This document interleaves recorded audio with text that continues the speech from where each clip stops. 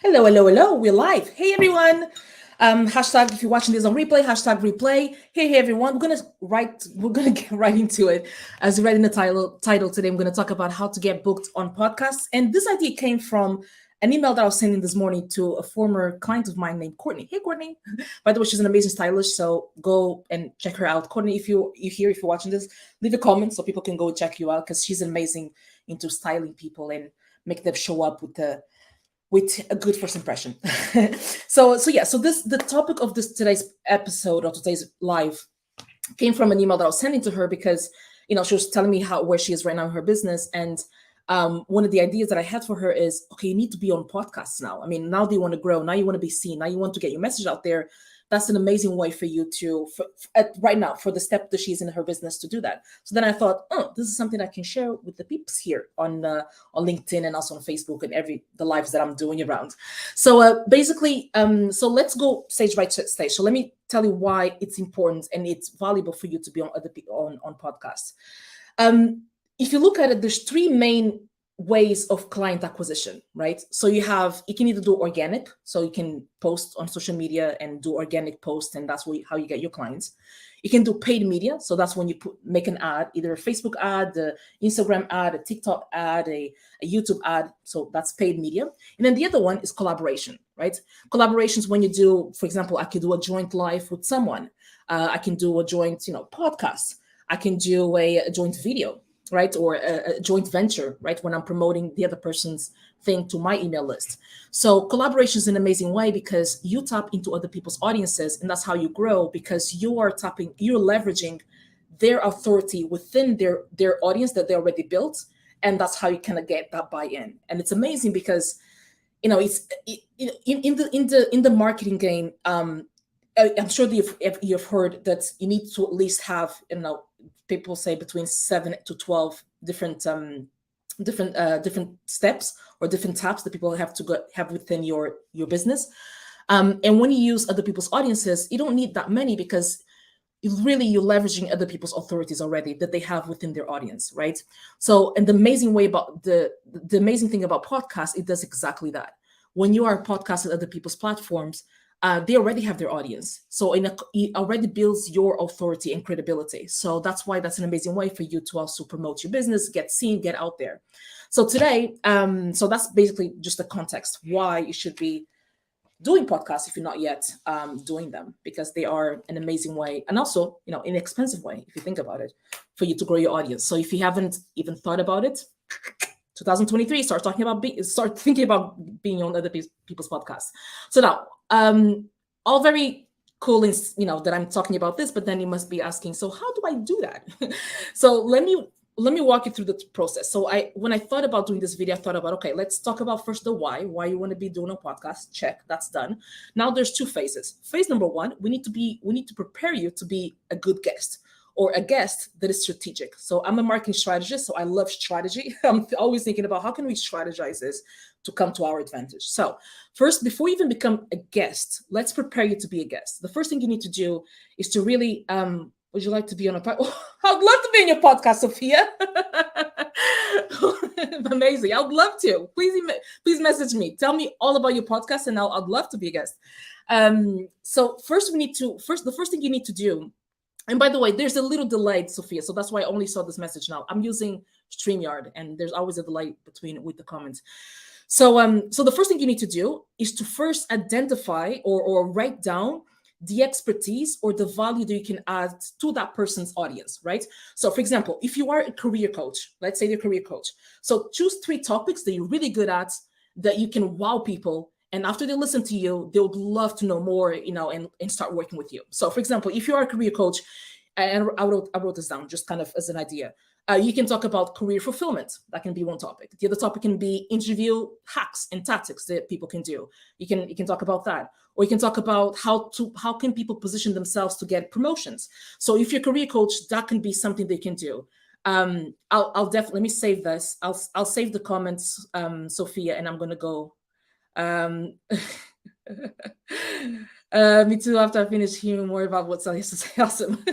So okay, I'm trying not to get distracted with the comments because I'll lose my train of thought otherwise. But I'll check it out. I'll definitely check it out.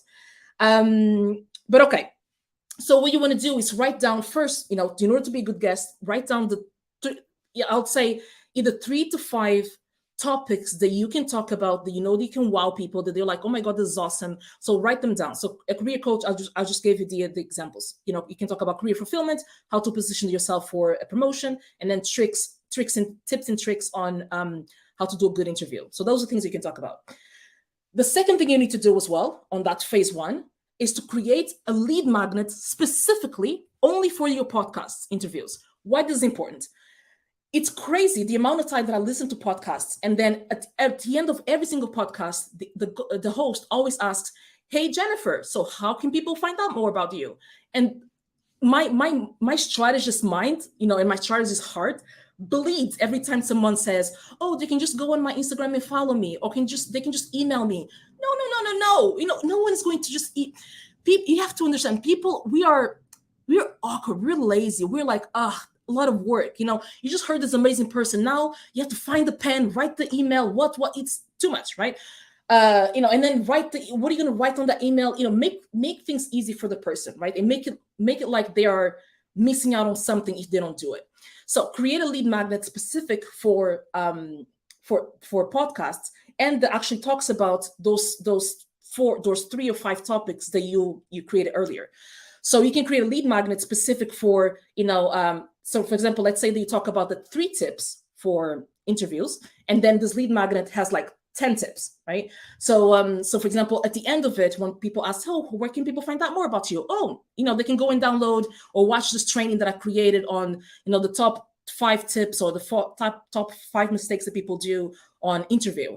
So you want to make sure that your lead magnet is congruent with what you talked about. So that's why you first create the 3 bullet points, 3 to 5 bullet points, and then you create that lead magnet.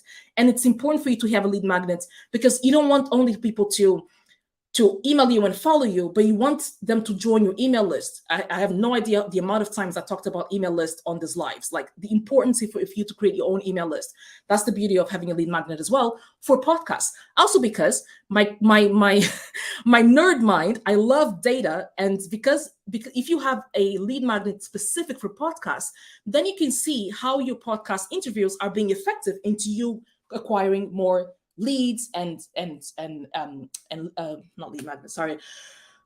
It's a long day. It was a long day. How you can acquire more leads, email list as well. So you can track it based on, because the only place you're promoting that lead magnet is on podcasts. So you can definitely track it. So, okay. So then that's phase 1, right? How to prepare yourself to now be a guest at other people's podcasts. So now you're ready to kind of start being a guest. And let me share with you some websites. Okay, here comes, because I never shared my screen on this thing. So, okay, share screen. There you go. There's a couple websites that I recommend you to use. And one of them is this one here. It's called, okay, it's not allowing me. Oh, Sophia, I'll slow. Okay, yes, I know. I talk fast, especially when I'm excited. Let me know. I'll repeat everything once again once I do the recap, for sure. Yes, it's important, because then you can, Kira. It's important, Kira. Sorry, I hope I'm pronouncing it correctly. Because then you can track it, right? I'm trying to share my screen, but then it's telling me all kinds of stuff that I think that I need to. I need to do all kinds of system preferences or something. Okay, so instead of that, let me write it here so you guys can have it. So there's two websites. One is called matchmaker.fm. So that's the one. So this, is it appearing? No. Oh my God, me and tech. Imagine if I wasn't. Okay, so there's one called matchmaker.fm. I don't know if it's I don't think it's appearing on the thing. Oh shoot, it's not. No, oh, here it is. Okay, so now matchmaker.fm. That's how you write it. A banner. There you go. There you go.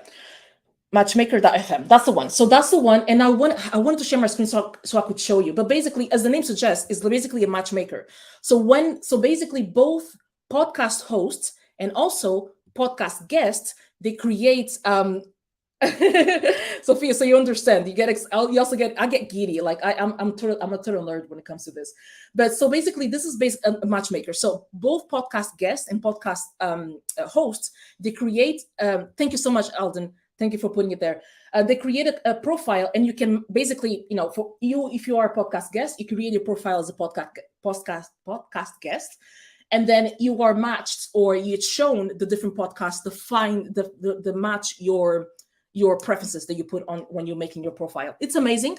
And let me tell you right there, just right here, just with this one tool that I'm giving you, I just saved you like $3,000 or $5,000, because I know some, there's so many different types of agencies. So there's different types of agencies that their sole job is to find guests and vice versa. And they use websites like this one.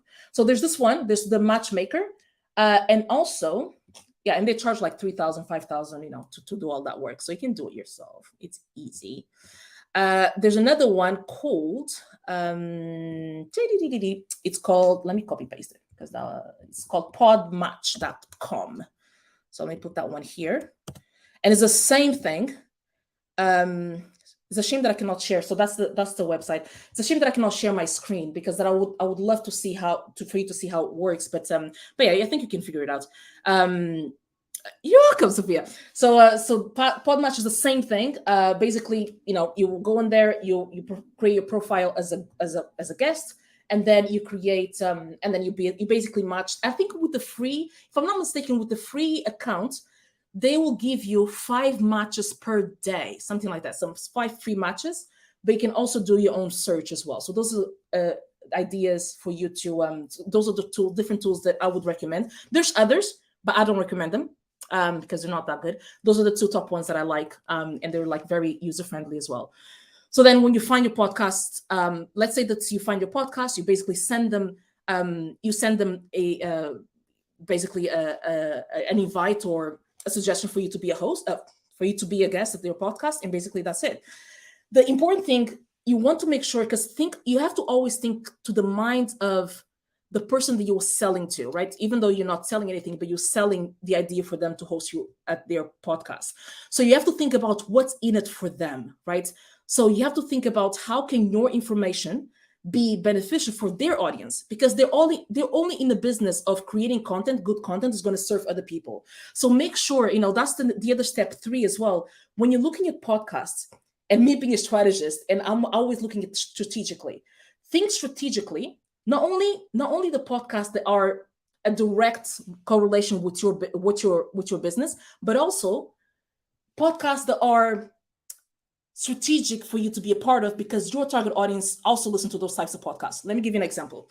So let's stick with the career coach. So anything career podcast will be an immediate obvious thing that you go for if you're a career coach, right? So I don't know, career podcasts, the ones that are out there. So that's the ones, of course, you're going to pitch to those ones. But then think about other types of podcasts that someone would use that would need your services. So for example, let's say that you help women in the tech industry to get promotions. So then you would definitely make sure that you are also a guest at Tech for Women podcast. I'm sure that there's one out there, right? So make sure there's also, you don't choose only podcasts that are a direct correlation with your target audience, but also the ones that are very adjacent, very similar, very, your target audience is also listening to those. And yeah, those are the 3 phases. I know that I got a little bit excited there, but yeah, so that's something that I think that will benefit you, and to start 2023 in a way that you get your message out there. Because I always think about that client acquisition, it's a lot of things, right? And the beautiful thing about the podcast as well is that even if it can also be used as a qualifier, and also as a it's the same way. For example, I know that when people are thinking about working with me, one of the first things they do is they Google me. They Google and they find either podcast episodes that I've been on. They find my YouTube channel, so they're able to see my other videos. They're able to see like my lives and things like that.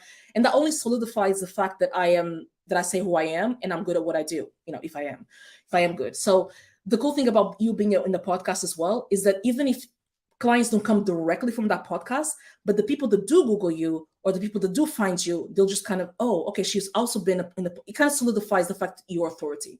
And it's a good thing to do. It's a good thing to have even, and don't worry about, I get people to get so hung up on, oh, but that podcast doesn't have so many listeners. It doesn't matter. It's on Google. The fact that you are on the podcast, just think about the message that it sends. Someone found you so interesting that they invited you to sit down with you for 45 minutes to ask you questions about your expertise, right?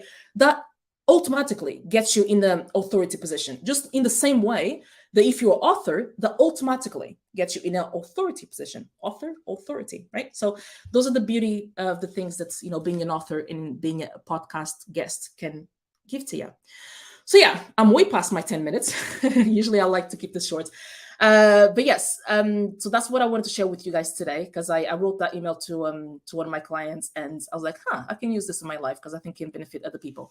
I'll hang out for another couple of seconds or a minute or two, because I know there's always a delay with the comments. If you have any questions, or if your question is on replay, #replay, I would love to hear your questions. And thank you so much, Alden, Sophia, Patrick, Kira, Daryl, thank you for the comments. Alvina, I'm glad I dropped in. Drop me a message to be on my podcast. I'll definitely will. Let me just copy that. Copy your 1 second. How do I do this? Okay, just copy now. I'll send you a message so then we can chat. But yes, there's always a delay, but I think we're good. You're welcome. You're welcome. I'm glad it was helpful. I'm glad you liked it. Glad you liked it. Thank you for this very insightful session from you who's just starting out. Yeah, it's an amazing. If you're just starting out, that's an amazing way for you to just get your feet wet. Just kind of understanding. Actually, let me give you some pointers, because I was talking to my cousin yesterday, and now that you're saying that you're just starting out, one thing that you can do as well that will help you a lot, because when you're just starting out and you don't know exactly what to do, what's the first step and everything. The thing that will always help you in your journey, in your entrepreneurship, is always to know more about your target audience. So make sure that you talk to your target audience as much as you can. Do the market research, especially if you're just starting out, because you need to know what their goals are, what the pain points are, what are the things they've tried in the past to solve the problem that you help them overcome, or to get to the goal that they want to achieve. Understand what keeps them up at night, what's the pain points, what's the goals, what are their feelings. The more that you know about your target audience, the better you are going to be at communicating with them and to create those messages that resonate with them. So Darrell, if you're starting out, I would definitely recommend you to do that, because I think not a lot of people talk about this. People love to sell tactics and all those things, but none of that matters if you don't know your target audience. So I'll definitely start there. What's your take in pitching in a niche different from your initial field of? Yes, that's what I was talking about. So to a different niche that is different but is complementary. So for example, so I was just telling you about let me see, a niche that is complementary to what you're doing. Because think about think about, because the niche is made out of the two things, right? So the niche, you have the who and also the what. But think about the who. Think about the target audience. Think about this person that you're trying to help. And not only what are the podcasts or what are the things that they also listen to, what YouTube types of videos do they watch, and how, because you want to target those, right? You want them to hear you. And I'm trying to look for, I'm based in Portugal, and right now it's about 6 p.m. and I've been up since 5:30 this morning. So my brain is kind of a little already toasted, but I'm trying to look from some examples. But for example, even me in marketing, I can definitely be on podcasts when people talk about webinars, or people, because there's a webinar specific podcast. And by the way, there's podcasts about everything. The other day I saw a podcast that all they talk about is different ways that you can use an avocado. And I'm not kidding. It's an amazing, I listened to a couple episodes, because, with avocado, you can do skincare, they talk about recipes. They're like a bunch of people that love avocados, and that's what the podcast is about. So there's many different podcasts about everything. And, oh, by the way, talking about this, there's another interesting tool. What is it called? It's called Listen Notes. ListenNotes.com is basically like a directory of, let me see if I can pull it up. Oh, I can't, because I can't even show my screen. But it's a directory of podcasts, and there you can also find really interesting podcast titles. That podcasts that you wouldn't find, because you have to remember the ones that I shared with you, the podcast match, the Match.com and everything. Those are hosts that went on those websites and registered their podcast. The Listen Notes, those are directories, right? People that didn't, they scatter, they go around the internet and they find all this podcast that exists, right? Whether people registered or not, they have it on their directory. So the directory is really a good place to start as well, for you to see what's out there. Because with the directory, you can also, you can always email the podcast host and pitch your idea. Nothing wrong with that. Actually, that's how I got my. I like to pitch. I love it. Just like this. Hey, I want to be a guest. That's how I can help your audience. I don't know. Did I go on a tangent here? Perhaps I did, but just something went on in my mind that I thought that would help. Okay, let me see. I do have a call coming up. Want to make sure that I'm not late, but I'm going to hang out for another second or two, just because I know. A minute or two, because I know there's a delay with the comments. But if that helps, that's what I will do. Okay, I think we're good. We're goody. But in any case, if even if when I finish the live, you can always leave comments, because I can always see it, and then I'll go back to answer them. Definitely. Okay, so that's it for this Monday. Next Monday, I'll figure out what we'll talk about. I'll try to make it also informative. I try my life to be informative all the time, but as much as I can. And the ideas always come from me interacting with clients, with people, with just me. Okay, let me talk about this today. Okay, I'll see you next Monday. I wish you guys an amazing Monday if you're just starting out, and amazing rest of the week. And big kiss, big hug, and I'll see you on the next one.